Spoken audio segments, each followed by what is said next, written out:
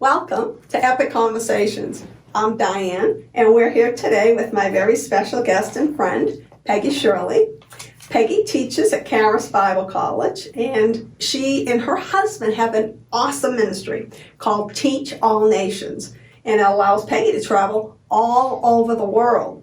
Now, Peggy's written a couple books. One of them is Women of the Harvest. The other one is No Longer Bound, and that's what we've been talking about. This is the second in a series that we're doing, and this one is called Being No Longer Bound is the name of the book, and you can purchase both of these at their website called teachallnationsmission.com. And by the way, if you'd like to receive more uplifting videos, you are welcome to follow us on YouTube, Facebook, LinkedIn, and Twitter. So, Peggy, we're going to continue talking about strongholds. We're talking about what is a stronghold, and now we're saying the stronghold is not something we want to have. We want to be free. So we are going to talk about how to get rid of and demolish these strongholds. Peggy has some great stories to tell us. So go ahead, Peggy, and share. Well, I wrote all this material because I myself had to have a lot of strongholds pulled down. And so we all know. Yes, we do. And I teach a class pulling down strongholds at Charis Bible College. Now I'm writing the book, and it's just finished, and it's off the publisher, No Longer Bound. But this isn't, Diane, my opinion or your opinion. This is what the Word tells us. We're going to continue on, like Diane said. We started the introduction, what is a stronghold, and there's different kinds of strongholds. But basically, when we read the Bible is our guide. It's the Bible, basic instructions before leaving earth. When you follow the Bible and listen to it and do it, and not just you're not just a hearer, but you're a doer, it changes your life. It makes you happy. I never knew the Bible, didn't know it, and then when I first got saved, I thought, well, I like that, but I don't like that. But I've learned now, I like it all because it's written by my Father, who's trying to lead me into life and life more abundantly. So what he goes on to say then about strongholds is in Ephesians 4:22 through 24, it says, strip yourselves of your former self, of your former nature. Put off and discard your old unrenewed self, which characterized your previous manner of life and becomes corrupt through lusts and desires that spring from delusion. Like I said in the first session, my husband first met me. He did not like me, but I did not like myself because I had so many of these things. Now, I would fake it. I would wear my mask. Praise the Lord. I'm blessed. How are you? Inside, I was going, I'm jealous. I want this sweater. Or I'm mad at her. I had a lot of stuff going on, and a lot of us do. So God says, you know what? I love you unconditionally, but I'm telling you, let's talk turkey here. I'm telling you, let's get rid of this former nature. Now, consequently, I did, Diane, and 3 years later, after being out in the wilderness and being with the Lord and saying, if you have to kill me, to die is to gain. Get rid of Peggy. I changed. God showed me, and it was a process. And then when Dallon saw me 3 years ago, he said, who's that girl? And they said, well, you met her. Didn't even recognize me. Now that you brought out a very good point. Two things, actually. One is it's a process. Mm-hmm. So it's not like one day it's all done. No, it is a process. Mm-hmm. And then it can be so dramatic at times that people don't recognize it because you've changed so much. Mm-hmm. We're starting to look more like Jesus. Exactly. Very good. So then it goes on to say, be constantly renewed in the spirit of your mind, having a fresh mental and spiritual attitude, and put on your new nature. Okay, the new nature created in God's image. People go, oh, Peggy, you just don't know me. I said, well, I want to say to you, you just didn't know me. Ask my husband. But the thing is, God knows us. Mm-hmm. And the wonderful thing is, facing the past is not easy. I always tell people it's like going to the dentist. That's not my favorite place to go. Some of you have had toothaches or problems with your mouth, and you just ignore it, But I found out the hard way as I ignored this one tooth problem. By the time I got to the dentist, I had to have, first of all, a root canal, then he had to pull it, and now if I had just started pulling, going to him and getting this tooth worked on, I wouldn't have lost it. It's the same with strongholds. If you just say, oh, I can live with it. I've been like that. Nobody knows. I'll put on my mask. Oh, that's It's just fine. the way I am. That's just me. Exactly. Right? Yeah, but it will catch up with you. Yes, it will. And it also, especially if you're married or if you have to live with someone, you can fake it when you go to church and all that. We can put on our happy mask and our holy mask. But it will come out. And I saw a lot of this, I lead mission teams, and they're great people. But oh boy, when you're together with somebody 24/7, it all came out. And that's where I have in my book, Pulling Down Strongholds, that I teach, there are 16 common strongholds. And I'm just going to run through them quickly and see if it rings your bell, because most of them have it. In the next session, we're going to get into this one: fear, worry, and anxiety. There's strongholds of jealousy. There's strongholds of rejection, low self-esteem, guilt, and shame. We're going to get into that one. Unforgiveness and bitterness. Oh, people are loaded with that. Lust, pornography is a big problem. Pride, rebellion, lying, anger, selfishness. If that hasn't hit some of you, then you are really in denial. Sorry. So these are not everything, but these are the major ones.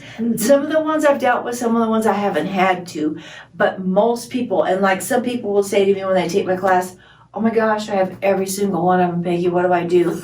I said, well, you're normal. And let's start. That's right. You're normal. One day at a time. One at a time. Well, let me tell you real quick about my background. I was raised in denomination. I loved Jesus, and then I got off like everybody else because I had a religion and not a relationship. So then things happened. I got hurt, and I blamed everything on God because I didn't know John 10:10. The thief comes to rob, kill, and destroy. So all my problems were God's problems, So then all these things started to enter into me, and I began to really change from being that sweet, happy person. So I'll tell you, if you allow God to go in like a dentist and get it out, you go, oh, I don't like dentists. I don't like being uptight, up front with people. Well, then just sit around and feel sorry for yourself. But the people I consult, I just get in, I'm very out there with them and just say, we've got to get through this. It is not your husband. It is you. Oh, I don't want to hear that. Well, it is you. I'm going to tell you. And that's where it helps to have good friends. Good friends who can tell you the truth, who can encourage you through the pain. Because it can be painful, like the root canal. That facing some of these things and getting rid of them can be hurtful. Well, like in marriage, so many girls go from one husband to the next, and they think, what? Because they never dealt with those strongholds, those things. So then they carry it into the next marriage, and then they have a bunch of other bags, So, but the thing is this, you can't do it yourself. And like I said, I didn't get saved till I was older. And I was 28, and I had actually, by that time I had an incurable disease. I was told I could never be healed by one of the top doctors. And my life was pretty much over. Just go home and live in the kitchen. Well, that just did me in. But then somebody came into the hospital. That's why it's so important that we're aware of who's around us, and shared the gospel with me. And that just did it. Got home and began to read the word, started going to church, had a relationship because I became born again. I asked the Lord to come into my life.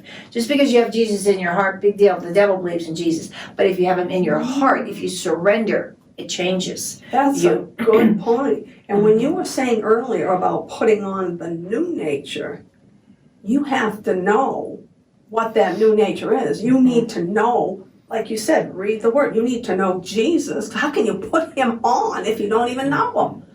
And what he's like. Right, in John 3:3, the only way you can do that is being born again, surrendering your heart. So I did that. So then I started to go to church, and going to church doesn't make you a Christian. It started teaching me the word. I went to a full gospel church. And then I began to see that I could be healed.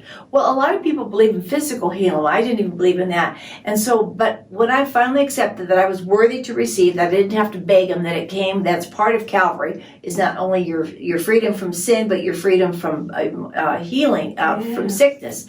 Then I began to accept and began to pray to be healed. But nothing was happening, Diane. And so I said, I was just sitting there, and you can talk to God. You don't have to be some priest or some pope or whatever. Just talk to your Father. I said, Lord, what's wrong? It's not working. And I heard him say, Peggy, you're so worried about your physical healing.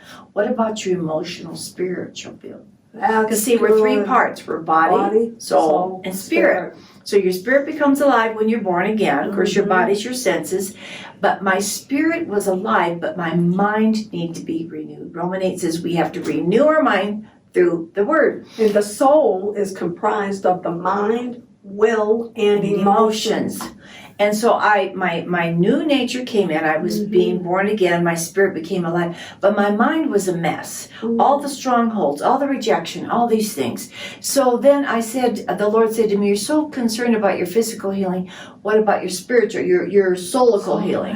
And I said, Lord, wow, what? And then he showed me, rebellion, rejection, low self-esteem, lying. I went, but Lord, everyone's like that.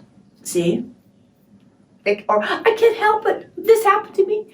And that's not the answer the Lord's looking for. And he said, Peggy, I can heal you emotionally as well as physically. Awesome. And that's so awesome. So the neat thing is you cannot do this alone, Diane. You cannot. I looked at my laundry list of all the rejection and all the things, all these strongholds, and I went, I would rather just forget that and just stay on the physical. That'd be easier.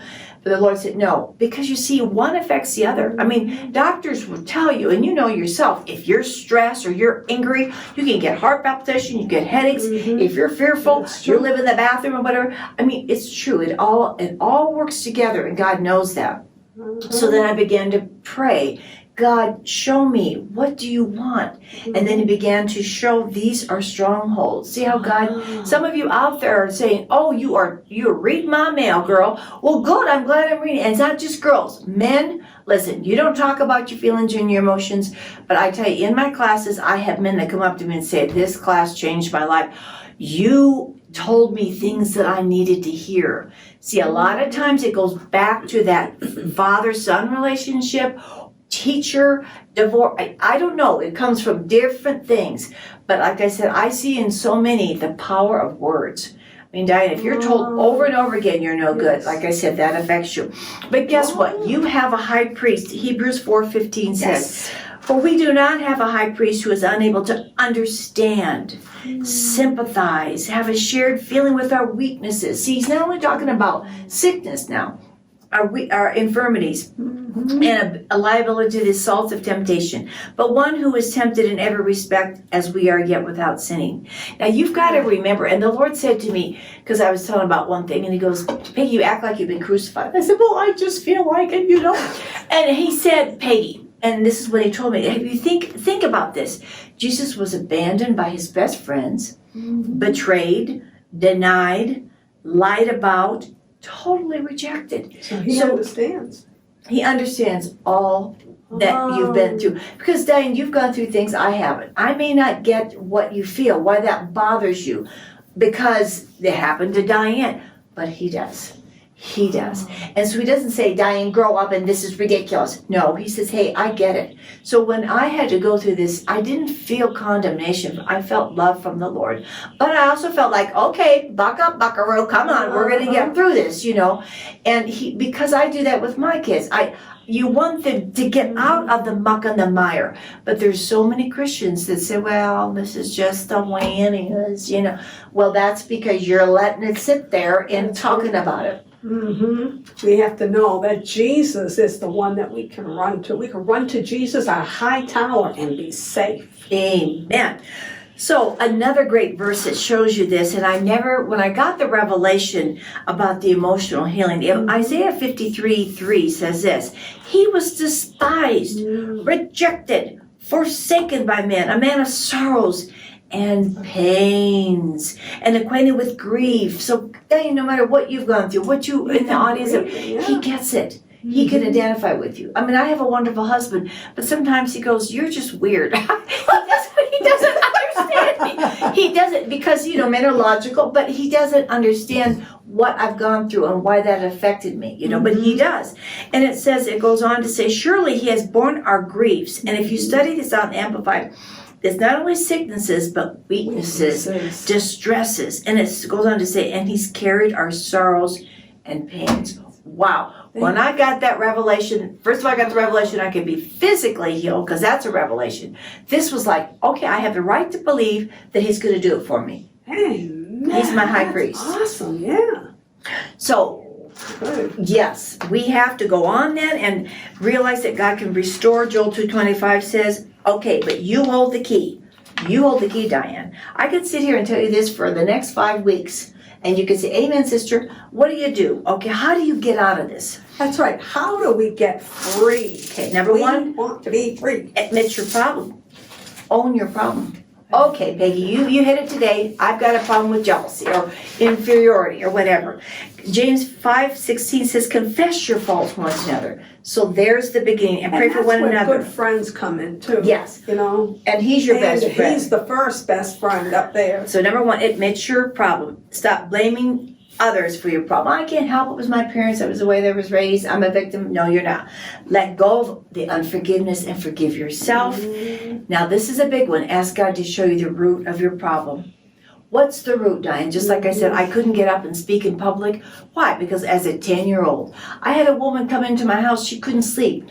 For years, she hasn't. And I said, ask God to show you the root. She figured it out. It's when her father used to come in every night, hide under her bed when she was a little girl, and rape her. Oh, And I said to her, is your father alive? Is he even in your house? No. Is he under your bed? No. You see, but that was the root. I said, so let's pray, forgive him, release it, and you're going to sleep like a baby tonight. And that's exactly what happened. Go back to the root. Most of you need to say, oh my God, I'm not a junior high school girl. Those girls, I don't have bird legs. I can wear a dress. My father is dead. I have forgiven him. I'm not going to be raped tonight. I can sleep. This is very, very powerful. All of us are in the refining process. Malachi 3 says, we're all going to go through it. We will sit as a refiner and purifier of silver. So we all have to go through some kind of purification. Amen. Going through the purification process can be hurtful. But it's like when you have a wound and you clean it up, it hurts. But once it heals, it no longer hurts. It's awesome. Thank you so much, Peggy, for sharing. I appreciate that. This is powerful thing. This is powerful to learn how to be set free from strongholds. We're going to be doing more videos on pulling down strongholds, going through different kinds with Peggy. And we thank you for tuning in and joining us today. And remember, you're welcome to follow us on YouTube, Facebook, LinkedIn, and Twitter. And thank you again for joining us. And in the meantime, have an epic day in the Lord.